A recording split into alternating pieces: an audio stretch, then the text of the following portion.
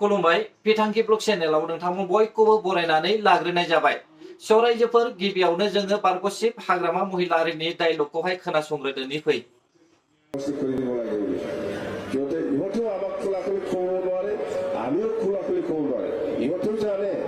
আমি বিচাৰাটো কি মতলবত বিচাৰিছে ইহঁতেও অবজেকশ্যন দিব নোৱাৰে আমি যে দিব ইচ্ছা নাই কি কনচেপ্ট বুদ্ধিজীৱীসকলেও জানে আমিও জানে কিন্তু কথাটো ইনডাইৰেক্ট যেনেকৈ ৬০টা সমষ্টি নহয় যদি হয় প্ৰমোদ বৰক 10 বাৰ নমস্কাৰ কৰিব সঁচা ৬০টা সমষ্টি বনাই পেলাই আলোচনা আনা মানে এইটো একদম মানে ভৱিষ্যত ষ্টেপ এইটো আৰু ৰক্ষা কৰিব নোৱাৰে আপুনি অট'মেটিক মানে 20 বছৰ পিছত 30 বছৰ পিছত হ'লেও এইটো ষ্টেপ হৈ গ'ল এই বিটিছটো।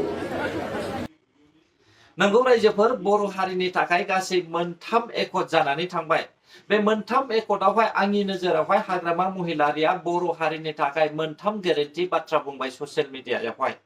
जेब्लानाखि हाग्रामा महिलारिया 19 बोसोर रायजो सालायदोंमोन बै समावबो हाग्रामा महिलारिया आं थासान्दियावहाय बड'लेण्ड माब्लाबाबो जाया होननानैहाय बियो ससियेल मिडियायावहाय फोरमायनानै होबाय आरो गुबुन रावजोंबो बिथाङा 110 खोन्दो 106% बड'लेण्ड नहब मर्ता खंथे होननानैहाय बेबायदि बासन होबाय आरो फैयै फैयै बिनि उनावहाय आरोबाव BKWSC खौहाय थांखिनानैहाय बिथाङा बासन होबावबाय।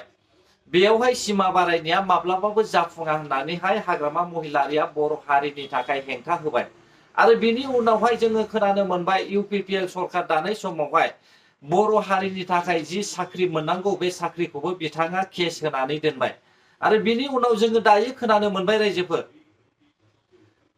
जुदि UPPL सरकारा मोन 60टा बियाबखौहाय दाफुंनानै होनो हायोब्ला प्रमोद बर'खौहाय 10 बार खुलुमगोन होननानैहाय बिथाङा ससियेल मिडियायावहाय फोसावनानै होबाय। अब्ला हाग्रामा महिलारिया थारैनो मा सानमारदों? थारैनो हाग्रामा महिलारिनि गोसोआवहाय बड'फोरखौहाय बर' हारिखौहाय बड'लेण्ड मोनजानायखौ लुबैया नामा रायजोफोर? हाग्रामा महिलारिया गाव हारसिंनि थाखायल' गावनि सार्थनि थाखायल' गावनि पावारखौहाय लाबोफिननो थाखाय गोख्रोंनिफ्राय गोख्रों जालांनो थाखाय बेफोर बाथ्राखौहाय बुफ्रुसारनानै होदों नामा? जाय बाथ्राखौहाय हाग्रामा महिलारि आरो बर'नि दैदेनगिरिफ्रा सिखोमानानै दोननांगौमोन नाथाय बे बाथ्राखौहाय रायजो राजानि सिगाङावहाय बुफ्रुसारनानै होनाया मोजां जायाखै होननानै आं सानो रायजोफोर। जाय बाथ्राखौहाय बेखेवनानै होयोब्ला बर' हारिनि अनगायै गुबुन हारिफोरा गोसोआवहाय दुखु मोनगोन आरो बिसोरनि थाखाय गोरोन्थि जागोन बेखौहाय हाग्रामा महिलारिया बुजिया नामा? हाग्रामा महिलारिनो मात्र गावनि गातिखौल' नांगौ नामा रायजोफोर? हारिनि रायजो राजाफोरखौहाय बिथांनो नाङा नामा? हारिया बिथांनि थाखाय गोनांथि नङा नामा? दिनै जोङो खोनानो मोनदों हाग्रामा महिलारिया सोरजों दावहा नांदों? हाग्रामा महिलारिया बर' हारिजोंसो दावहा नांदों। हाग्रामा महिलारिया UPPL नि चिफ प्रमोद बर'जों दावहा नाङाखै रायजोफोर। नोंथांमोना स्टाडि खालामनानै नाय हाग्रामा महिलारिया जुदि बर' हारिजों दावहा नाङाखैमोनब्ला मानोथो बड'लेण्डनि थाखाय हेंथा? मानोथो बड'लेण्ड मोननायावहाय हाग्रामा महिलारिहा दुखु दङ? मानोथो BKWSC नि थाखाय हाग्रामा महिलारिया हेंथा होखो?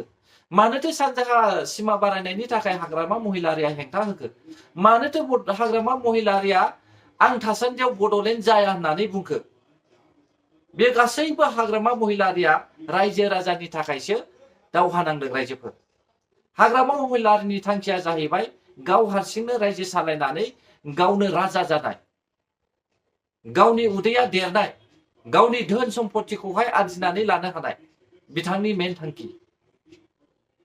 दा हाग्रामा महिलारिया बुंबाय जेब्लानाखि गाव हारसिंनो रायजो सालायदोंमोन बै समावहाय बिथाङा बुंबाय बर'हा क्राइटेरिया गैया, बड'लेण्ड मोननो थाखाय क्राइटेरिया गैया, डक्टर इन्जिनियार गैया, IAS अफिसार गैया, IPS अफिसार गैया होननानैहाय बिथाङा गोरों गोरा गैया होननानै फोरमायबाय।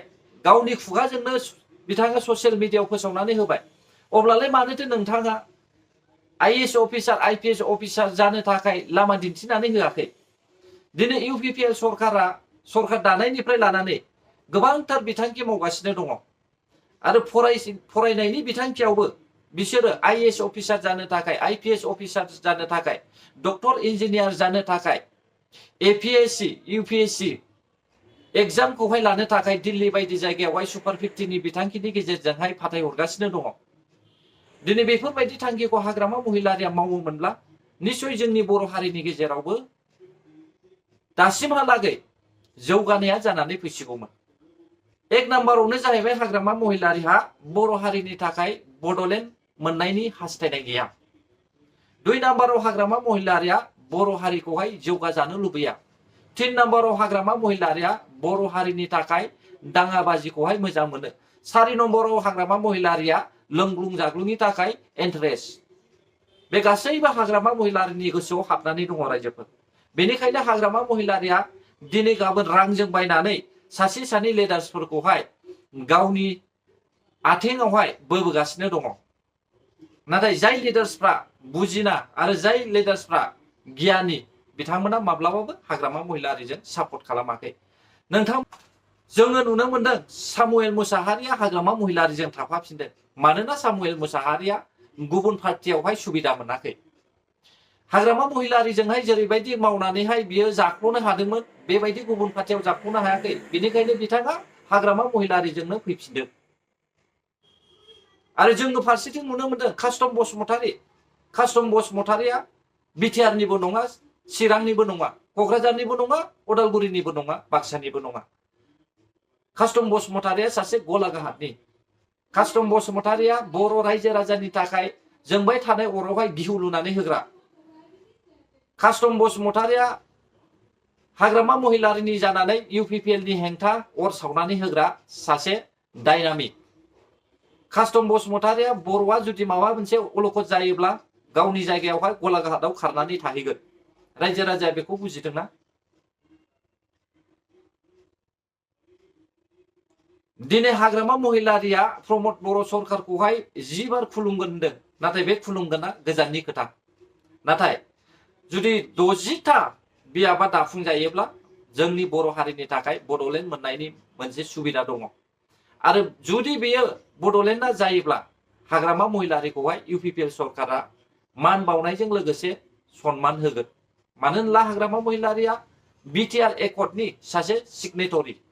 बेनिखायनो हाग्रामा महिलारिखौबो मान बावगोन। नाथाय हाग्रामा महिलारिया बे बाथ्राखौहाय बुजिया। हाग्रामा महिलारिनो नांगौ गावनि सम्पति आरजिनाय। रायजोफोर भिडिअआ बेसेखिनियानोमोन। सोरनिबा थाखाय जुदि माबा गोरोन्थि जाबायब्ला आंखौ निमाहा होदो गावनिनो बर' फिसा होननानै। आरो जुदि भिडिअखौहाय मोजां मोनदोंब्ला हायोब्ला like share comment and subscribe खालामनानै होब्लानो जाबाय। गोजोन्थों। भिडिअखौ नायनायनि थाखाय बर' हारि जै जाथों, जै बर' हारिनि।